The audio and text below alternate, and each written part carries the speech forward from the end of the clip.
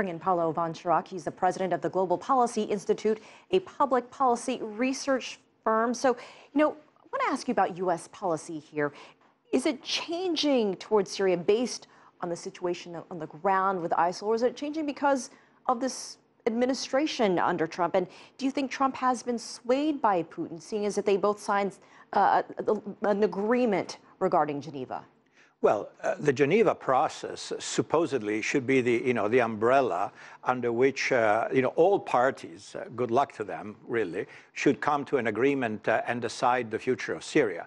That means Assad, the president of Syria, aided strongly by the Russians, the Iranian, and by the Lebanon-based Hezbollah. Then you've got on the other side various pieces of the opposition.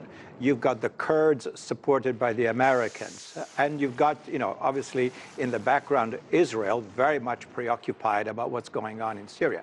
Now, the signing of that memorandum or understanding between Trump and Putin doesn't really add anything to all this. It simply says, well, let's go meet there and see if we find a solution. But what we're seeing now on the ground, as your reporting indicates, is that Putin is preempting all this. He is convening his own private meeting under Russian, obviously, tutelage with the Iranians on the one side, which is pretty bad, and strangely enough, but not so strange under the circumstances, President Erdogan of Turkey, ostensibly a NATO ally, a friend of the United States. However, Turkey is a state that borders with Syria and has its own, how can I say, agenda in preventing the Syrian Kurds to becoming entrenched in the northeast part of Syria because they view them as allies with their own domestic PKK, which is a terrorist organization. Now, where does this leave the United States? Quite frankly, there's very little leverage. The United States has a military presence, not insignificant in the northeast of the country, but this was related to defeating ISIL. Does America have an agenda right now as it pertains Assad and his future as the still president of Syria? Is there an end game here? I don't think so. Well, and it appears that the U.S. may leave some of its military members there in that region, as you mentioned. So what would a continuing U.S. military presence in Syria mean? Very, very good question for which I don't see a good answer. Either the United States troops, once the caliphate, once the ISIL is defeated, and we're getting very close to that. It's in its last breath, I would say, ISIL, both in Syria and Iraq. Then what do you do with the American assets on the ground? Do you proceed with an all-out war against Damascus, against Assad, who, as I said, is protected by both the Russians and the Iranians with significant support from Hezbollah? I don't see that happening.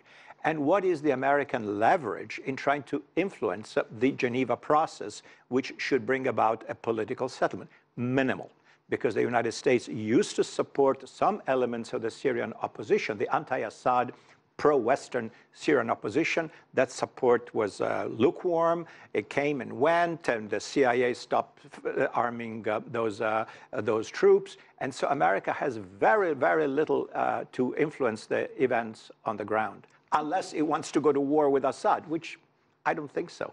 About 30 seconds left, very quickly. Let's talk about the Syrian opposition meeting in Riyadh. What does that all mean in the bigger picture, looking ahead to the next round of talks in Geneva? It's a very sad story. I mean, the Saudis, of course, have tried to support the anti-Assad opposition, and maybe they will, for all we know, they may still continue to do this.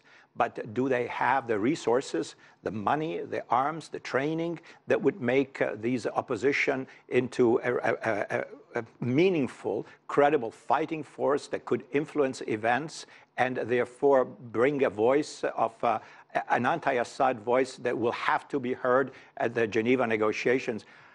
I wish them luck, but I don't think this is happening. All right. Paolo Von Schirach, we appreciate your time. Thank you for joining us. Thank you.